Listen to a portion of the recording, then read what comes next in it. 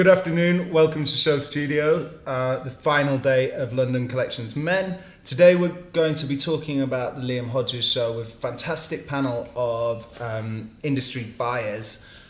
Guys, if you'd like to introduce yourself, Stavros. Hello, hi, I'm Stavros. I'm the founder and buying director of Machine A Store.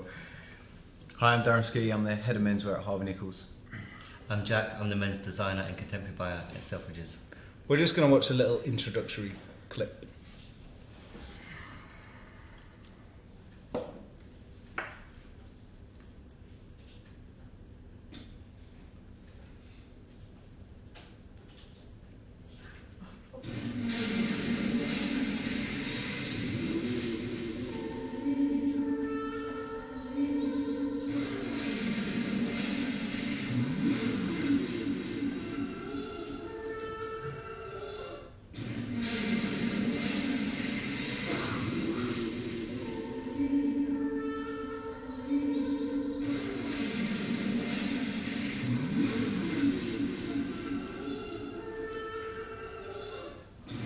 So that gives a hint of Liam's Boy Racer themed show. Today the idea with the panel is that I wanted to talk to buyers. I think as a journalist, you hear from journalists a lot. You hear what we think by definition, but these guys are the missing component between the customer and the designer. Their opinions, their expertise, their orders very much make or break for designers. And I think both from designers' point of view and from journalists' point of view, it's really important that we recognise why these people are on the front row and get a good understanding of their needs. Because without them, the fashion industry doesn't really exist. So that's why we have an all-buyer panel. So there you go, guys. So let's have a look at the show, and if you guys just want to comment, I mean, it would be super genius if you can kind of almost even tell us what are the things that you think. So the collection's coming down the runway. I'm normally thinking something like, oh, he's quite hot. Whereas you're probably thinking something a little bit more detailed. I was actually looking forward to this show because being on the New Gen panel, we had a good discussion with Liam about where he has been, where he's going to, and he hails from the same neck of the woods as I do. So the whole boy racer culture that he was trying to emulate and use as a bit of an idea for the show, I sort of resonate with. It's all about that pack mentality, about these guys who all go to these big car parks or these big areas with their cars, and they spend so much money on their cars. They're only young guys. It's almost the same way as young guys investing into fashion. Mm-hmm. It's their fashion. The guys into cars, and you saw elements of that coming through on the show. Such as like the mechanics overalls. The sort of play with the registration plates. I thought it was quite a brave collection. It's nice to see him trying to sort of touch on bits that are familiar to his past. Yeah, for me actually, one of the most important things when I see like young designers, emerging designers like Liam, coming out from the Cowboy show, I'm thinking about what is the development from last season and how things have been developed, and if they go towards the right direction. Because one of the key elements for someone's success is to carry on and don't lose his identity or the brand's identity, but also to be able to show something new and something that his customers they're right in the beginning. You're just building them up. They can still connect to the brand, and they're going to come back and buy more and more and more because they feel relevant to it, but also they find something new to buy. And I think Liam is a great example, especially in this show, because he just managed to do this, which is something very, very difficult, for many designers, because they hear so many different thoughts and opinions, and of course they hear the journalists talking and wisely criticizing the collection and say if they were good or bad. Buyers also giving advice. There are so many people advise them. It's really, really important to see that someone actually is able to carry on his brand identity. You could see that this is a very Liam Hodges collection, but also being developed in the right way, that there's all these new ideas that his customers are going to come back and shop the collection. Definitely, I agree. I think, as Stavros says, it still feels very much Liam, but it does feel like he's progressed it and that it has taken that step forward. And I think that consistency is so important in a young brand because they grow that core consumer, but they come back season after season and they want something new, but they still very much want that brand essence. And I think it felt a lot cleaner. The silhouette was a bit cleaner, but it was still very much had all those core elements that you would associate with Liam's work. And I think what you don't see here as well is at the beginning of the show, the lights were down and all the models came out as once. So there were 2 tribes of models which walked down the runway really quickly and then disappeared. So you really had that kind of overwhelming sense of a Liam Hodges tribe, and then they all disappeared, which you don't see in the images. But I just thought that was a really interesting way to start the show, and to see the whole collection actually before you'd actually seen it one by one, which was an interesting approach for Liam. So what are you guys in terms of, I presume you have almost a mental shopping list, even if it's not a real shopping list. When you guys are looking at a runway, what boxes are you, what boxes are you looking to tick?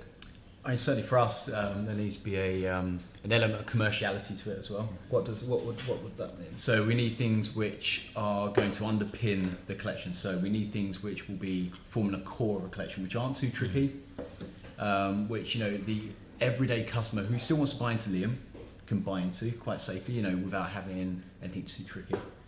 But then you really do need the 1, 2, 3 pieces that set that collection alive. They're the bits that when you put a rail together, they're the bits that a customer's going to gravitate towards. They may not end up buying it, but it's not that magpie effect that you'll go straight into that element, and then you'll look through the rest of the rail and you'll find a couple of commercial bits.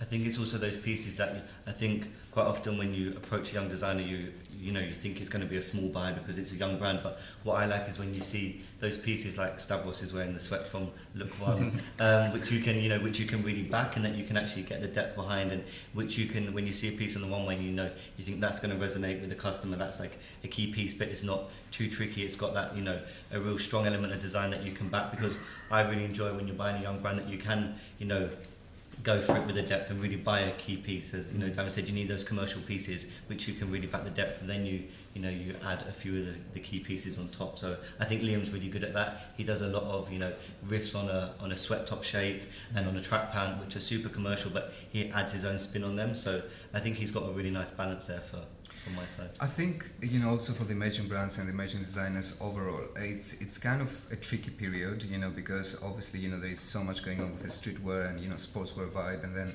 how you kind of like moving sort of away from it, and you try like actually to appeal this brand or this or any brand of like the emerging designers, to a bigger range of customers. So because in the last seasons, I mean, for at least 4 or 5 seasons, streetwear and sportswear have been like such a strong element to it. But then, you see slowly that brands kind of like not moving away from it, but this is where it's heading right now. So it's kind of like this strange period of how you be able to go to the other place without losing your identity, without losing your already existing customers, but also to appeal to a new range of customers. And I think that Liam has managed to do this perfectly fine with this collection, because he introduced so many like new styles. I mean, you can still see like all the patchwork, and you can see a bit like of the tracksuit bottoms and the jumpers, but also he had like introduced knitwear. He introduced like these really amazing like trousers that you can see. It's very, very detailed. It looks like very concrete and very together collection, which I think all of us probably like, because when lots of things happening at once in one collection, then you confuse the customer, you confuse the buyer. But this is a very well together, well put collection with a very strong message, very strong signal that people can actually do identify with this. And it's not in this awkward place where you don't know if it's like streetwear, but it can actually appeal to a number of customers depending on how you're going to style it and put it together. Well, one of the reasons for choosing Liam was I can't remember if it was last season or the season before for this theme of panel, was because I kind of it just kind of struck me like, yes, he doesn't have any teeth, and he's quite anarchic, and he puts like black tape on stuff, and his YouTube channel's quite crazy. But I was like, this guy's he knows. I was like, he knows exactly what he's doing. And I was like, he's developing so fast in terms of, that collection looks so sellable. And sits in that sweet spot, like you said, and people come along and they kind of, I think a lot of British people somewhere in the back of their brain think, how do I get to be Paul Smith? And if you were going 50, 60 years into the future, I hope he won't take that as an insult, but like I kind of see him sitting in the same kind of a space as the next. Yes, it's not tailoring, but it feels different and alternative and new while being actually exactly what we all want. Does that make sense? Yeah, I mean, it's as you said, it's about longevity. We're talking about new designers, and for us, we don't want to invest into designers that are going to be here one day, gone the next. We need to take customers on a journey as well with the designer, because what we want to do is, we've all got the big brands, the Givenchy's, the Balmains, the McQueen's of the world. They don't constantly do the same level of sales. We need something that's going to come up and take that business. So we're looking for longevity of these young brands. Who can we invest in? Who can we put our time in? To really sort of help them along the way a little bit. Give them a bit of advice here and there. But to take them from being a small brand to a big brand for you. We all have an element of shop fits in the store or personalisation or areas. Generally, when you have a young brand, you give them a row, and it's how you grow that into the next level. Oh, I completely agree with that. I mean, it's kind of like the micro world that we're living sometimes in London. Of course we know who Liam Hodges is, and we know who Nazir Masari is, and we know who Côte Valer is, and that's great. And then it's ever growing because of social media and because of other international key retailers. That they stock these brands and that they push them and support them. But one of the biggest challenges is if it's going to be viable, the brand for many years to follow, and this is a massive challenge for every emerging and young designer. So from our point of view, as retailers and people, from the retail aspect, is that we should train somehow the customers as well. We should grow the identity of a brand. We have to inform our customers about what is that new brand that you showcase to them. So if it's Harvey Nichols customers, Selfridges customers, or Machine A customers, it's the same. Some people know the brand or they're looking for it, but then you want to appeal to another set of customers that they don't know about this. So the only way of making them understand about something is actually to show them a physical world, and this is why we did the installation we have done, for the store, and you're doing the window installations with designers. You dedicate a specific area in your store. You showcase the brand as it should be. So it's more kind of like an invitation to a whole world of a designer. So customers are actually getting familiar with something that perhaps they don't know about, or they know very little about it.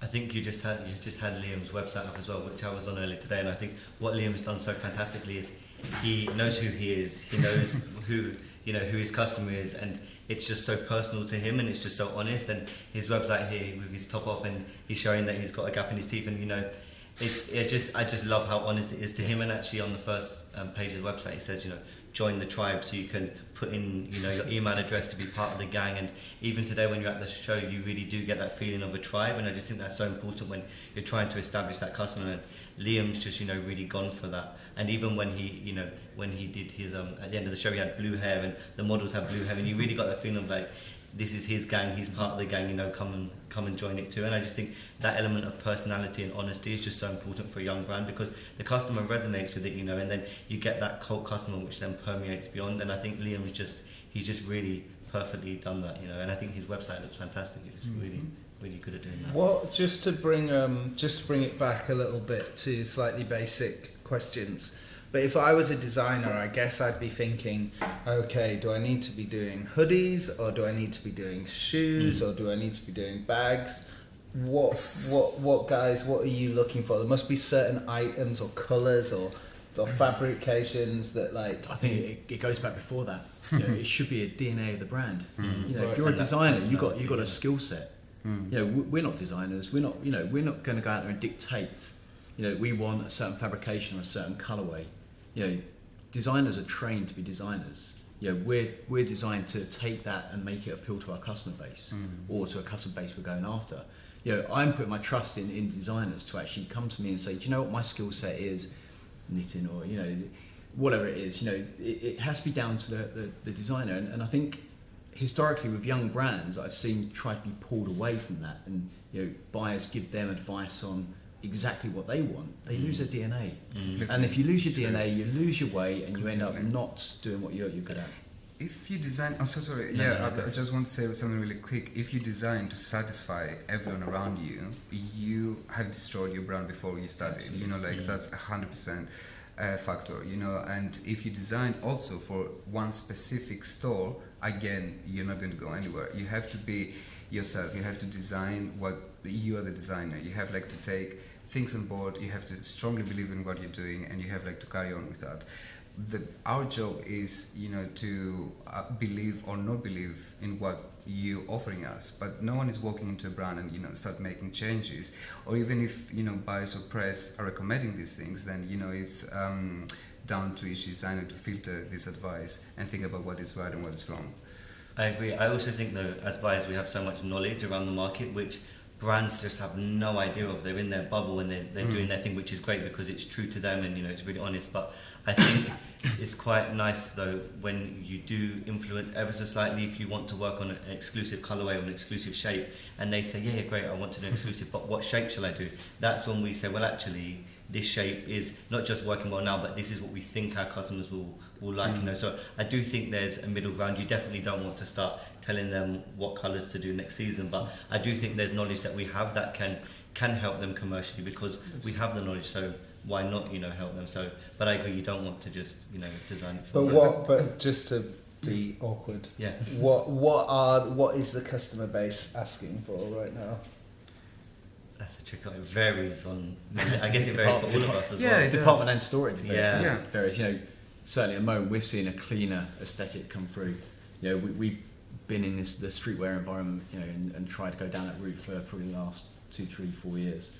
And now we're just seeing the customer coming back, and they want things a little bit cleaner. They want, it's more about silhouette, it's more about layering at the moment. You know, it's not so much about print. It's not so much about, you know, slogans. You know, although we've seen a little bit come through, you know, there's elements of it which is fine, but certainly it's just seen a cleaner palette aesthetic come through. I just wanted, I can talk about this, but I just want to add something really quick, which is very, very important to, I think, to a set of really, really young designers. What we were saying before, and you're absolutely right with that, is that, you know, there is like a number of information that, you know, designers can get through the stores. And, you know, with asking sales through, you know, if they see, you know, performances in the store, you know, buyers, it's, I mean, that's the most helpful thing that buyers can do for an emerging brand, you know, like to offer this piece of information every month. I mean, depends on the store. So given and analyzing this, you know, very, very important information, you know, it's a very good element for each, especially for each emerging designer, you know, to know what has been popular with the customers and what is not popular with the customers. You know, they can identify, you know, very important styles, they can identify very important colors, they can identify those things. So it's all about, you know, the communication between the buyers, you know, and between the designers. So in that way, that can be extremely, extremely helpful to them. So I think, yes, you know, we don't walk into a brand and, you know, we make the decisions, but then at the same time we can offer them and quite a lot of information that they can make the decisions themselves. I think also, you know, in stores these days there's so much choice and there's so much noise that I think any young designer or just, you know, new brand to that store, they just need to have their own point of difference. And I think it's down to us as buyers to understand what we're doing as part of the bigger picture and where that young brand's going to fit in, because the last thing you want is for an established brand to cannibalize the sales of a young brand. And I think it's down to us to ensure that when that young brand hits the floor, it's you know, got its own handwriting that so that it's not cannibalized. And I think that's why, I think that's just something that we've got to be careful as buyers. And if we can slightly influence a brand to ensure that when it does hit, it's, you know, stands out, then I think that's really important, you know, because there's so many brands for customers to choose from that it needs to have that point of difference. If not, it will get lost. Do you get resistance to new brands? I mean, I presume, Stavros, I presume your customer base is like almost knows about the new brand before you do. Yeah, no, I mean 100%. I think that customers are extremely informative. I mean, customers of the emerging brands, the people that they looking to buy all these emerging designers are extremely well informative about the trends, what's going on, what's happening. They're following social media. They know absolutely everything. They know things, and they're very, very well informed. Now, however, the challenge comes down to the way of customers, especially that kind of customer, that goes for the really latest trend, the up-to-date key product of the season, is exactly that. It's like to identify which are going to be the key items of the season, because there are kind of different types of customers. There are customers that they are going to invest into a brand, and they're going to carry on buying it season by season by season. But there are other set of customers that are actually going only for like the key items of each collection. And a part of our job as well is like to identify these key items in 6 months beforehand when we do our buying. And this is easily said than done, because you might identify a number of key styles or key trends, and things might go the other way, so you never know how this is going to go to. So, let's jump on actually a little bit, because there was an interesting chat beforehand about what's happening with the sort of, so we've got this mad acceleration of, so it chimes in with what you've just been saying, is that I'm the customer, I'm seeing it on Instagram. You've just done something super innovative where you've got Liam from the catwalk already in your store. But this is a big problem for everybody. People are coming in, you guys are saying with Instagram, going, I want this, and you're like, it's 6 months away. Then you've got the kind of Supremes and Palaces who are just dropping it and it's available straight away. And then you've almost got as well, I was saying I get confused because sometimes I've got clothes and I don't realise they're only, they're still this season, because I've seen them for so long that I presume that they must be really, really old. So let's just talk about like what's happening. This how would we describe it? A kind of the buying, the show buying, selling pattern is just completely in flux. Yeah, I mean I think it's the knowledge, isn't it? Knowledge of the customer now. They're so well informed. There's so much information out there, readily available. That people are coming into us, and they're saying straight away they want this look from the show, literally a couple of days after the show, and expecting to be on the floor. And I think we're having to educate this customer to let them understand is that there is a period of time before that actually hits down. There are certain brands which have done it in a good way where it's direct from runway. You're experiencing it at the moment. Moschino have done it from a women's wear point of view. Holland. Exactly. Yeah. So there's a number of people that have done it, and that's great for a customer, and it's great for them to get that trend, that piece straight away. But what it does, it creates this whole, it's a really difficult thing for us to manage. That the expectation there is now to get this product as soon as it comes off the catwalk, and I don't think that's possible to do. Also, in that kind of world and kind of like that dynamics, you have to think also that imagine if, for example, a designer straight from the catwalk was selling into the retail stores, what he would do in 2 months' time, what he would do in 3 months' time, what he would do in 4 months' time. Yes, I mean, like in a short-term period of time, it would keep things very interesting, to customers, to be able to buy something immediately out of the catwalk. But what happens, because there is, kind of quick spam attention thing, happening, that, if, for example, you have something too available, for 1 or 2 or 3 months, then that designer means that it has to produce and produce and produce things again and again and again to keep that interest alive and higher and higher and higher every season. So that kind of situation, unless you're a massive brand that you have like an extremely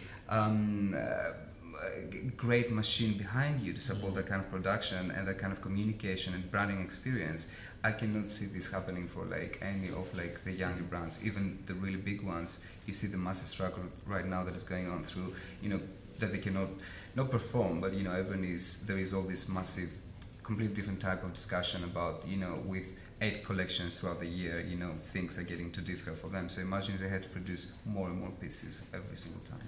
Yeah, I think, at the moment it's got faster and faster and faster, and there's a lot of trial and error. So brands are trying, straight from show to store and one season but not the next, and I think we're all trying to work out what is the right approach. But I think the straight from runway to store model is great, as Stavros says, for that immediate buzz, but I don't think it has any longevity behind it, and I think it devalues the creativity often because people think it's so quick and that it's just so easy to get product, but actually it's about us educating the customer that you do have to wait for it, and that's how it was, and it's just got quicker and quicker. So I think, as we were saying earlier, for me a really interesting way to work is to work with brands on capsules, so the customer hasn't seen that product at all, they know the brand name, they love it, it resonates with them, and then you deliver them product which they've never seen, but they've got that excitement about it, and maybe you put it on Instagram a week before and then it's available a week later, and we do the legwork behind the scenes, but for the consumer it's fresh.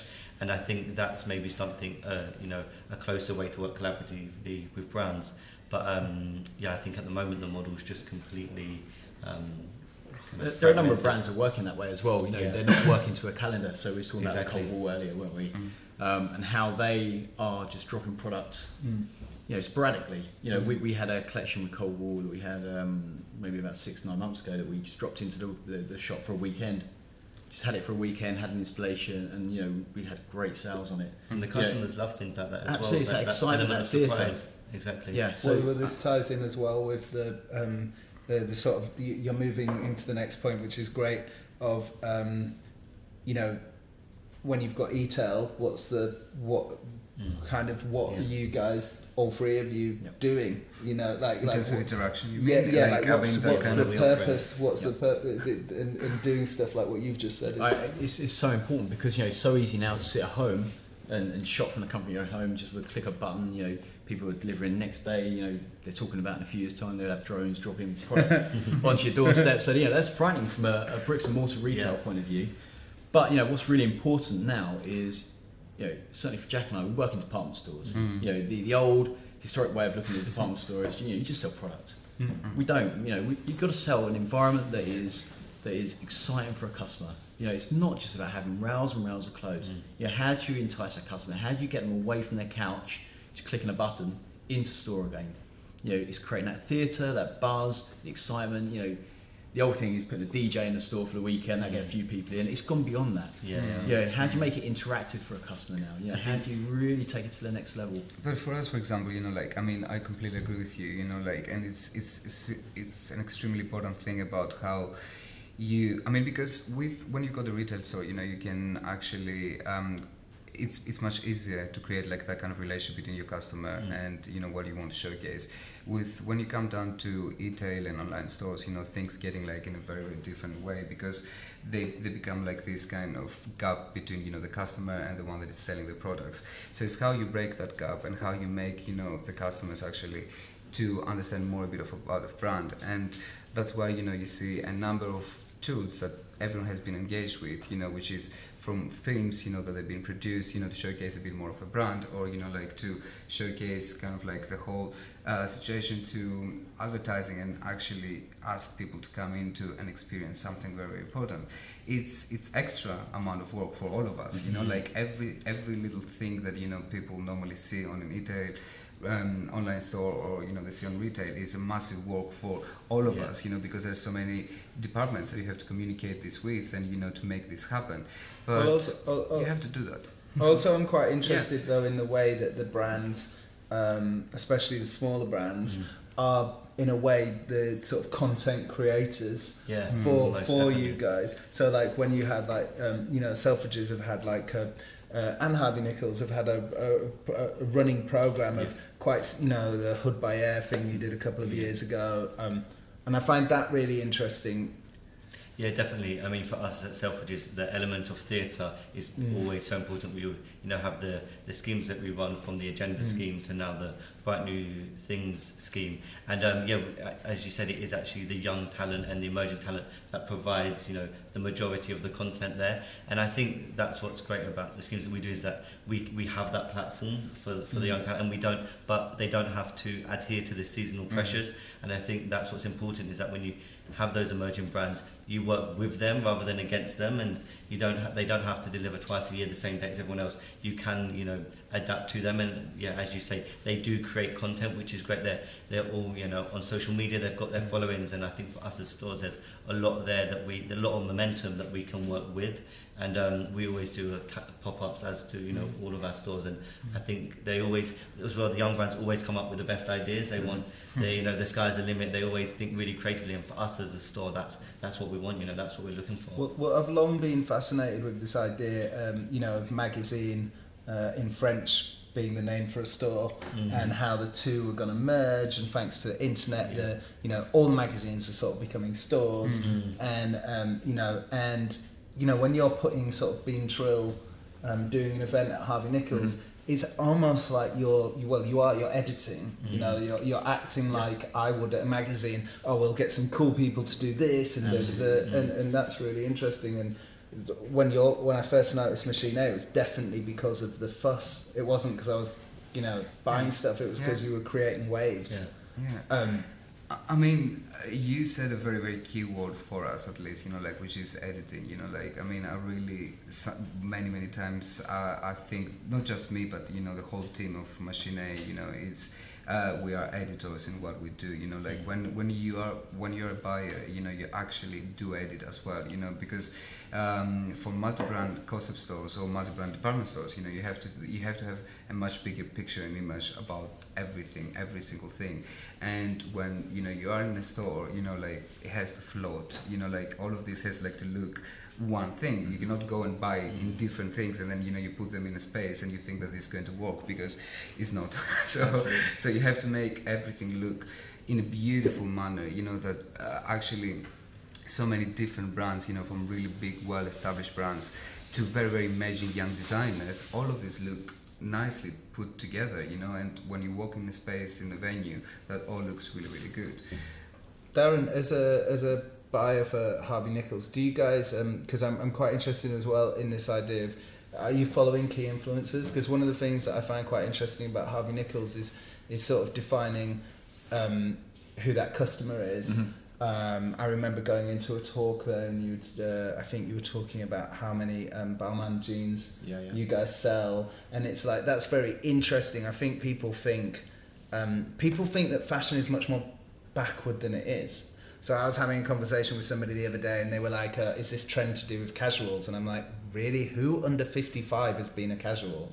You know, like, I think people think, you know, they think, oh, that Balmain jean customer is only a teenager. And then actually, no, it's, you know, like, where life is moving on. So who are your, like, do you have key influencers that you track, you think, okay, what they're doing, that's what I have to get in stock? Is that how it works, or not at all? Or? I don't think there's anyone we sort of follow and think that's, you know, what we have to stock. You know, there's certainly people we take inspiration from. You know, I think Virgil Abloh has been a great influencer, certainly for me, you know, since he's done his Pyrex and how he's moved on to Off-White and how he's really created, you know, a brand from absolutely nothing in a very, very short space of time. You know, these sort of people I'm looking at, you know, what are their next steps? You know, he's not a designer, you know, he's a creative director. You know, what he's doing is taking an idea and working with a very, very, very good team, you know, who are building this range with him under his direction. You know, and they're the sort of people I look at, and, you know, they're the people who are you know, what we were saying earlier, creating these really cool little moments. You know, so that sort of person is who I'm looking towards. Other than that, you know, I think what we try to do, we try to create that sort of that style and that next new thing. You know, it's how we are as influencers. You know, I think all three of us would say that our stores are influencing a certain customer, whether it be the same customer or we've got our own individual customer base.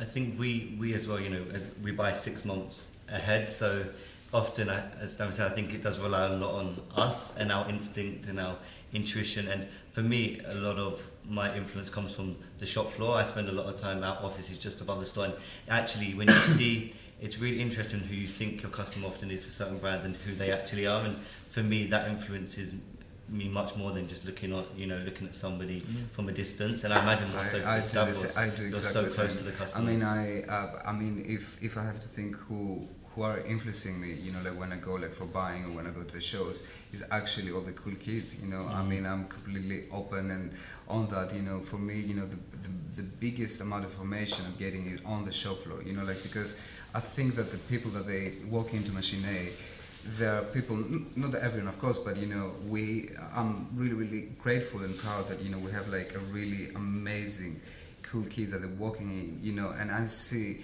and I learn so much from them, you know, because the way that they dress, what they're saying, which brands they're looking at, which are the comments, you know, everything. This is like a great amount of information for me, you know, and I couldn't do what I'm doing without them, you know. These are very, very important people, because I think these are the ones that are creating the real trends. You know, if we have to look like in terms of like trends, I think that these are the cool kids, the kids that they. I'm not going to, when I say kids, I'm not putting it like in a specific age, you know, 16 or 17 or 18, but it's like this young generation of people that they're so well connected and so well in tune, and they already know what they're looking at, and the way that they're going to put. It's not just about an item, it's not just about a jacket, it's a way that they're going to put that jacket, and that is going to influence a whole new way of, you know, for them to buy in 6 months or a year time. And I think that designers also are looking into these kids as well, you know, and I think other stores are looking into these kids. So it's kind of like a chain of people that actually they're looking to each other, you know, and make things work. So yeah, for me, definitely it's the show floor and these people that are my massive influence every day. And who do we think who you know, if you're putting Liam in the store, or perhaps thinking of putting Liam in, who is Liam's customer? Or for you guys, how would you conceive? How would you, or who? I think, you know, we often talk about customers as a domestic customer or an international customer. I think currently, because Liam's, you know, he's from Kent, he's really playing on that, as Darren said, you know, you connect with it because you're from the same area. I think currently he's really got that strong domestic customer, but I think a lot of the graphics and the colours will resonate with an international customer. But I think, yeah, currently I think his core customer is that guy that might have been a boy racer, who's got a friend who's a boy racer. I think it's his references are quite close to his customer at the moment. I think whereas often the reference and the customer can be very disconnected, but I think there's quite a connection with Liam. So I would say more maybe of a domestic customer at the moment. Is there an age limit? Yes.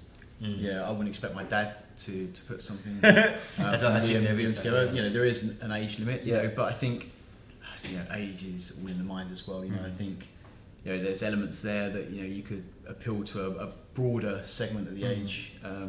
But, you know, I think generally, I think as you say, Stavros, I think it is the younger, cooler kids who are going to be sort of translating what Liam's putting down the runway. It's always very surprising, you know, and that's why, you know, I mean, I know how important that question is for all of us, you know, who is the customer, you know, like, I know that question, you know, like, I think it haunts all of us, you know, like, that question, which is fine, and especially the designers as well. But, you know, and all boxes are good, you know, to exist, but I think that, you know, we should a bit think about, like, a bit outside the box, because what I keep seeing with these emerging designers is that, you know, even if you specify that, oh, it's like that age people that are buying into the brand, all of a sudden you're going to be very surprised to see like people in mid-30s or mid-40s to walk in and, you know, buy this collection actually, because they're going to put it completely different from what they're going to put it when they from you know, a 20 or 25-year-old, you know, guy. Now, you know, to be fair here as well, you know, like, we are an independent store, you know, like, we're a concept independent store, so I'm guessing that, you know, with the department stores are very, you know, it's in a very, very different kind of, sometimes in different range, because you have to appeal in. I just want to think about that actually, because I mean, I know that having read about, you know, both of you were on a expansion drive sort of 10 years ago, that you've both kind of, both of your stores have sort of said, okay. And it's interesting because I know I've read that the product mixes. I went to Selfridges in Old Trafford recently, and I'm from Leeds, and Leeds was forever very excited about having a Harvey Nichols. And so do you have to think about, because, you know, for Stavros, to some extent, you can exist in this bubble, because we are that bubble, your customer is that bubble. but you guys have to think about, well, what's going to sell in Birmingham or Yes. where is it? Azerbaijan. You've just opened the store. Yeah, you can't be London centric. Certainly for us who we're having stores around the UK and Ireland. You have to think, and you have to think about the idiosyncrasies of each different store. And when we look at what they sell in Edinburgh compared to what they sell in Manchester compared to what they sell in Bristol, for us, it's absolutely different. Although we may buy exactly the same brand for all three stores, you'll edit them in a different way. So the buyers, my buying team, will go out and they'll put different orders together from a brand that is specific for that region. So Edinburgh's slightly more mature, slightly more grown up. And when you edit a collection, and even if it's a Dolce & Gabbana, you'll buy it in a more grown up way. There'll be a bigger element of suiting that you'll put into Edinburgh. When you look at something like Manchester, it'll be a little bit more sort of flashy, a little bit more showy.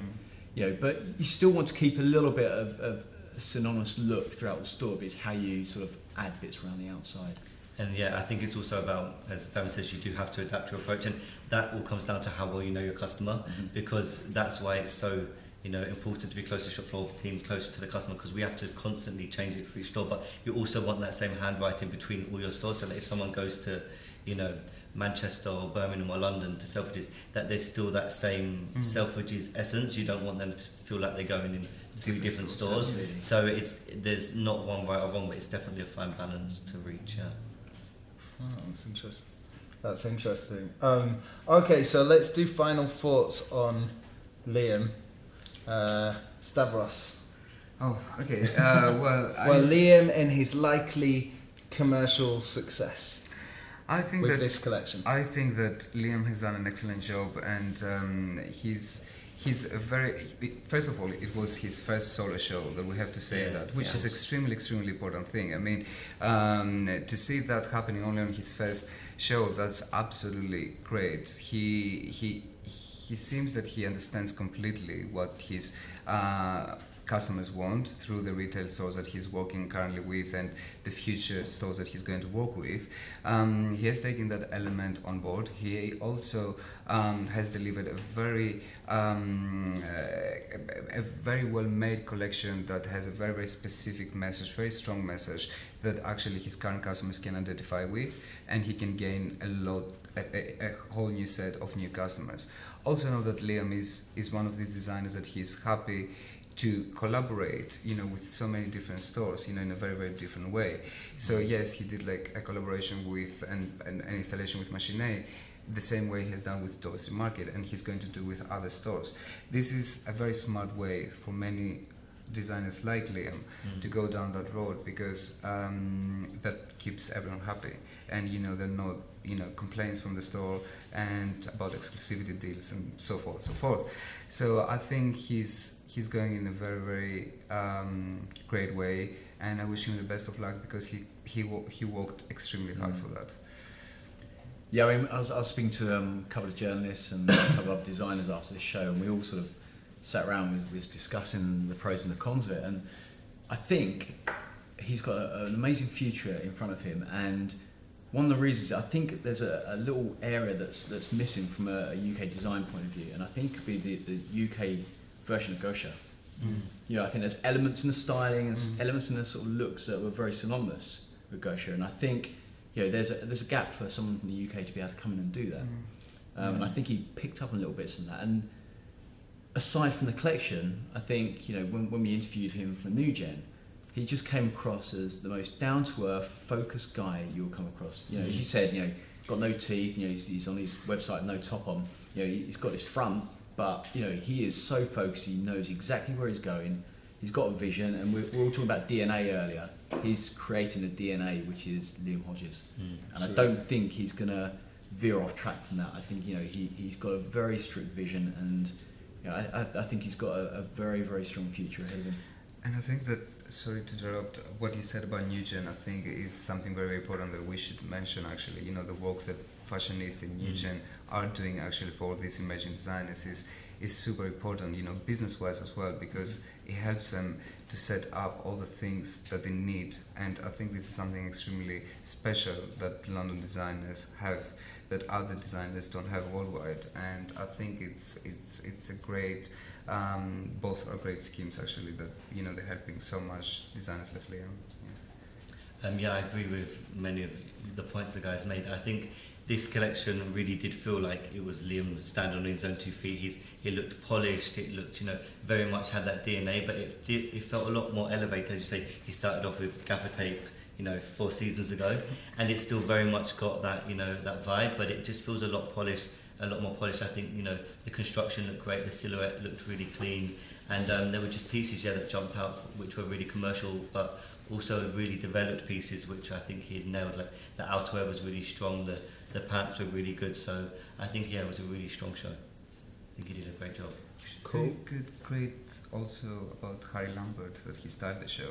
Yeah, Harry, because you know, stylists are playing such a massive influence to designers. I think that's actually an important point. You find a lot of these young designers are working so closely with stylists, and there's a lot that goes on behind the scenes that really creates that visual that we see, and they're really loyal as well, the brands, to the stylists, and they're creating that image together, so which is really important. All right, brilliant. Thank you very, very, very, very much for that panel. I learned a shitload. Thank you. Thank you, SHOWstudio.